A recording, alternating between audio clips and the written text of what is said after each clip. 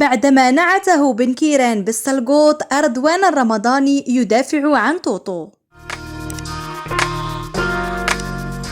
مرحبا بكم. أثار الأمين العام لحزب العدالة والتنمية عبد الإله بن كيران جدلا واسعا عبر مواقع التواصل الاجتماعي بسبب أحدث تصريحاته التي سلط فيها الضوء على سهرات الرابور المغربي طه فحصي. وشن عبد الإله بن كيران هجوما شرسا ضد منظم حفلات مغني الراب طه فحصي والمعروف بلقب الجراندي طوطو، حيث نعت هذا الأخير بالسلقوط.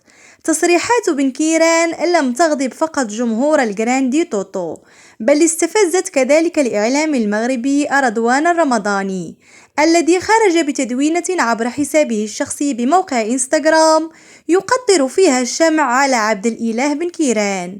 وكتب الرمضاني: يعجبك ولا ما يعجبكش، طوطو فنان عنده جمهور بالملايين، ماشي سلقوط. مع العلم التسلقيط هو هادشي اللي رجعنا نشوفوه في السياسة.